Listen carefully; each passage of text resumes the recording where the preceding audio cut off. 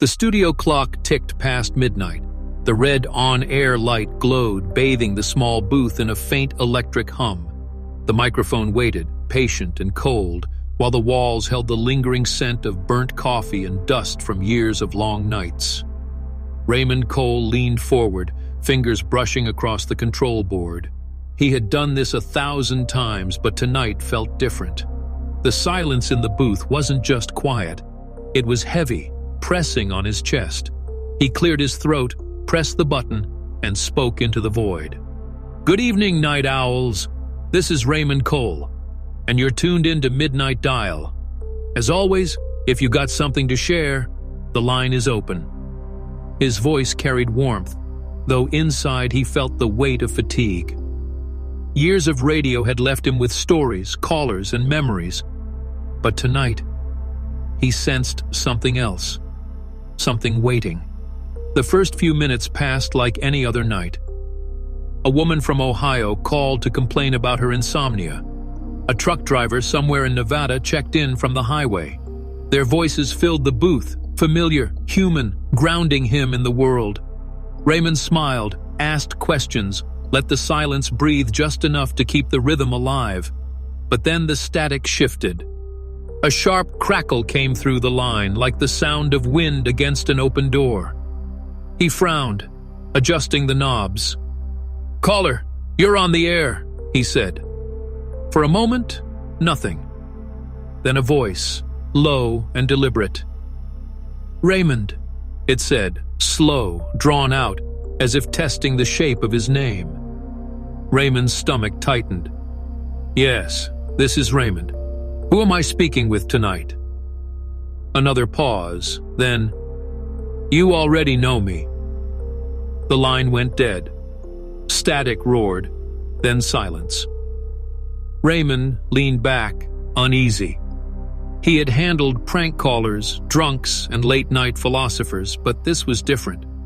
The voice carried weight, like it wasn't just sound. It was a sense.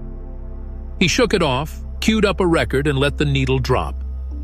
Jazz filled the booth, soft and smoky, but his mind lingered on the caller.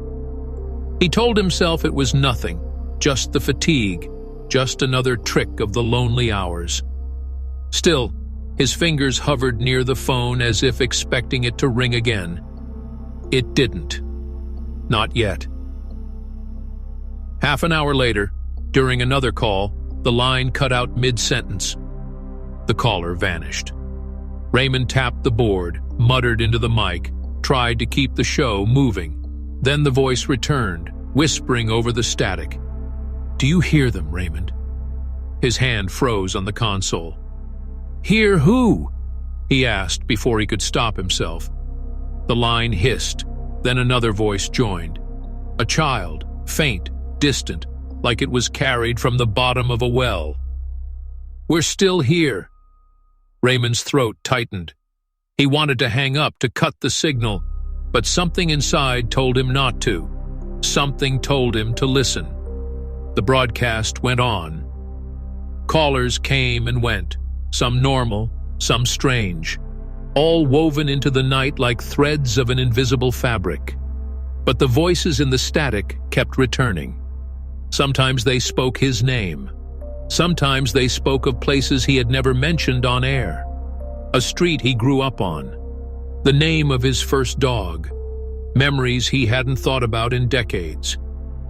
Raymond tried to push through, tried to focus on the living voices calling in. But the others, whoever or whatever they were, began to take over. It wasn't just noise, it was intention. It was conversation, and it was only beginning. By 2 a.m., Raymond's nerves were frayed. He leaned closer to the mic, trying to steady his voice. "Ladies and gentlemen, I need to be honest with you tonight. We're getting some interference here in the studio. If you hear anything unusual, just know it's not me." He chuckled, forcing a calm tone, but his palms were slick with sweat. The phone rang again. He hesitated before picking up.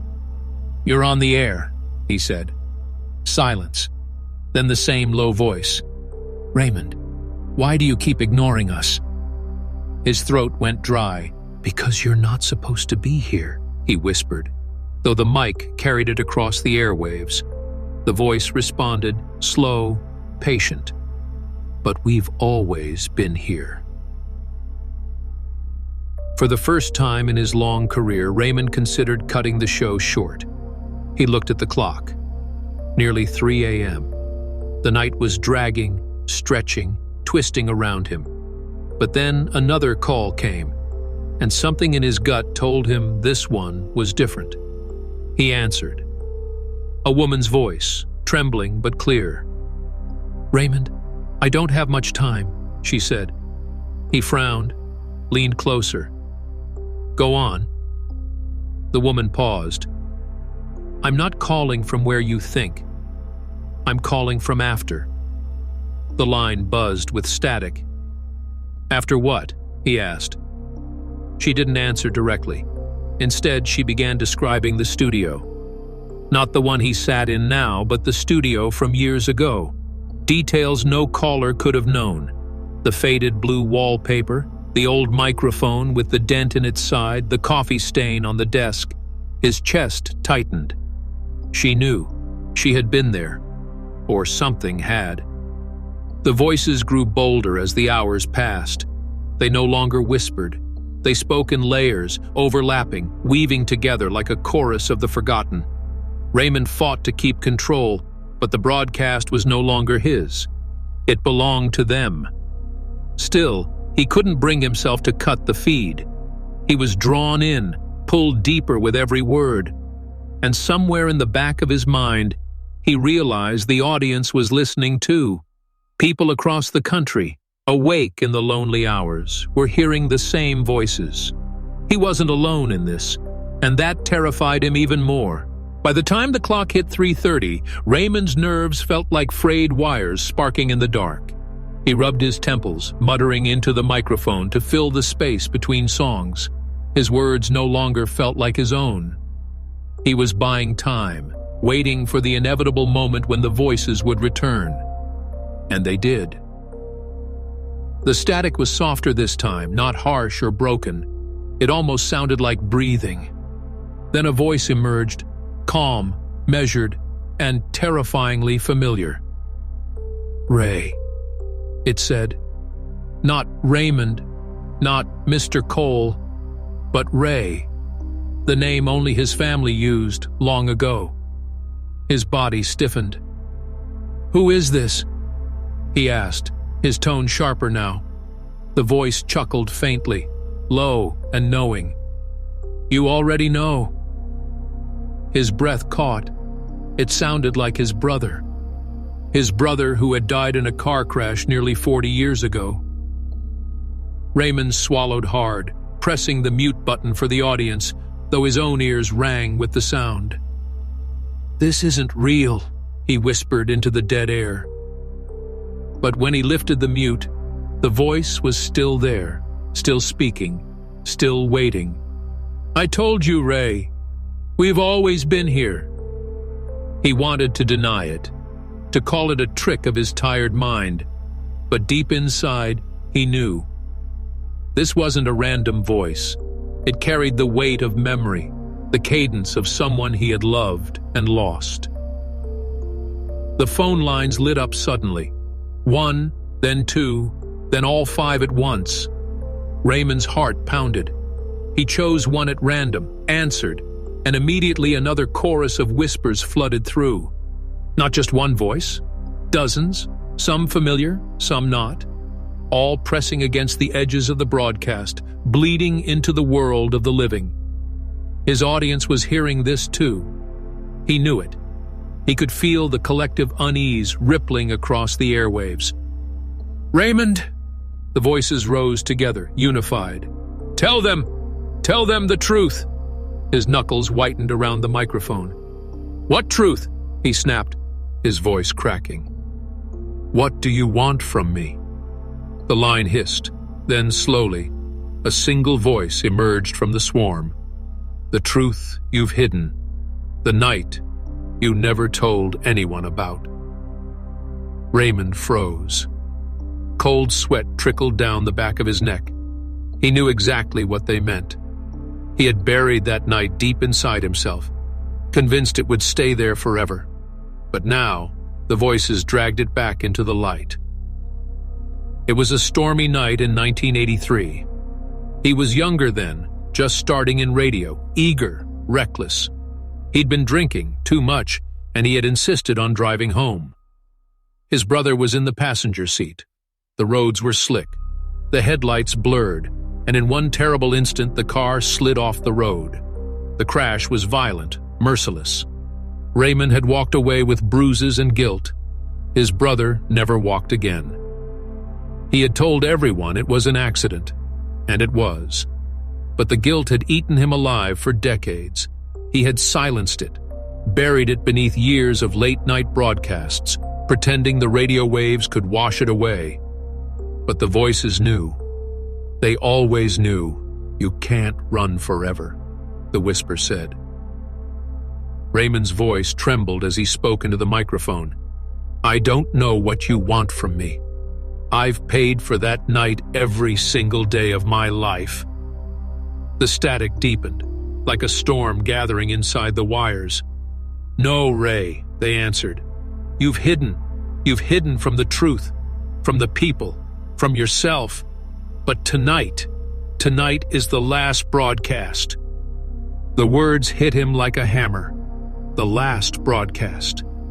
He looked around the studio, suddenly aware of how small and fragile it felt. The walls seemed closer. The air felt heavier. His reflection in the glass looked older than he remembered, tired, worn. Was this how it ended? Not with applause or farewell, but with the voices dragging him into the past he could never escape. Another call came through. He hesitated, then answered. A woman's voice, calm and almost gentle. Raymond, she said softly, it's not about punishment. It's about remembering. It's about finally speaking what you've locked away. Who are you? He asked. The woman's voice wavered, then grew stronger. Someone you used to love. And suddenly, he remembered. Caroline. His first love. She had died young, gone before they ever had a chance to build the life they once dreamed of. He hadn't spoken her name in decades, but here she was, her voice cutting through the static like a blade. You can't silence us anymore, Ray, she whispered. We're not here to hurt you. We're here to finish what you started. The phone lines lit up again, one after the other, until every line screamed with light. Raymond stared at the board, paralyzed. He could answer them all, but deep down he knew it didn't matter. The voices would find him anyway. They had always been with him, waiting for the moment when the airwaves grew thin enough for them to slip through, and tonight, that barrier had broken. Raymond Cole, the voices said in unison. This is your confession. This is your reckoning. And when the sun rises, it will be over. His hands shook as he gripped the microphone, leaning in until his forehead nearly touched the mesh. Then let's do it, he whispered. If this is the last broadcast, let's finish it. The static roared like a wave crashing against the shore. The voices grew louder, clearer, spilling secrets into the air. Memories long buried, names long forgotten, moments he had tried to erase. They poured out of him, not as questions, not as interviews, but as confessions. He spoke them aloud, his voice breaking, tears sliding down his cheeks. Somewhere out there, listeners sat frozen, hearing the unraveling of a man in real time. They didn't know if it was a performance, a breakdown, or something supernatural, but they couldn't turn away. The air in the studio vibrated, the lights flickered. For a moment, Raymond thought the walls might collapse, that the booth itself might shatter under the weight of so many voices pressing against it. But then, suddenly, silence. The kind of silence that isn't empty, but full of everything unsaid, everything unresolved. Raymond sat back, panting, trembling. The clock ticked toward 4 a.m. He had 1 hour left, one final hour. The studio was heavy with silence. the kind that pressed against Raymond's chest like a weight. The clock glowed faintly in the corner. 4:02 a.m. Less than an hour remained until dawn. Less than an hour until his last broadcast would end. He leaned forward, microphone close, voice steady, though his hands trembled. This is all I have left," he whispered. "The voices wanted me to tell the truth, and maybe that's all any of us want before the end, to be heard, to be remembered." The phone lines blinked once more.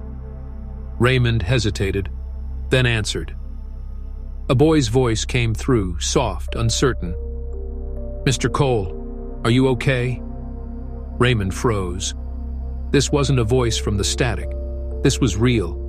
A listener, a living, breathing person. "Yeah, kid," he said, his voice cracking. "I'm still here." The boy continued, his words stumbling. "I listen every night. I don't have anyone to talk to, but your show makes me feel less alone." Raymond closed his eyes. The ghosts had dragged him through the past, but this voice reminded him of something he had forgotten. The living still listened. The living still needed him. "Thank you," Raymond whispered. "Hold on to that. No matter how loud the silence gets, remember, you're not alone." The line clicked dead. The boy was gone, but his words lingered. Raymond stared at the microphone, a realization settling over him like a final truth. Maybe the last broadcast wasn't about punishment. Maybe it wasn't about guilt or ghosts. Maybe it was about connection. One voice reaching another in the dark. The static returned, low and insistent. The familiar chorus of whispers pressed at the edges of the broadcast. "It's time, Ray," they said. He nodded slowly. "I know." His voice grew stronger now, filled with a strange calm. To anyone still listening, this has been Raymond Cole. For 40 years I've spoken into this microphone, hoping someone out there was listening. Tonight I've told you everything, my sins, my memories, my truth. If this is the last broadcast, then let it be remembered as more than static in the night. Let it be proof that none of us are ever truly alone in the silence. The lights flickered once, twice. The soundboard hummed. The static swelled until it filled every corner of the studio. The voices rose in unison, louder, clearer, until they no longer sounded like whispers but like a choir, vast and endless. Raymond closed his eyes, let out a long breath, and leaned into the microphone one final time.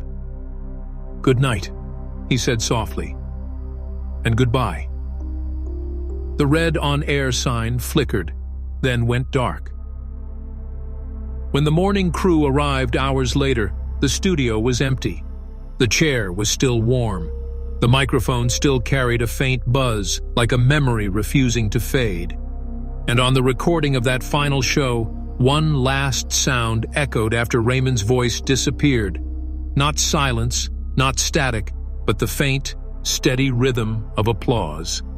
The last broadcast had ended, but the echo remained.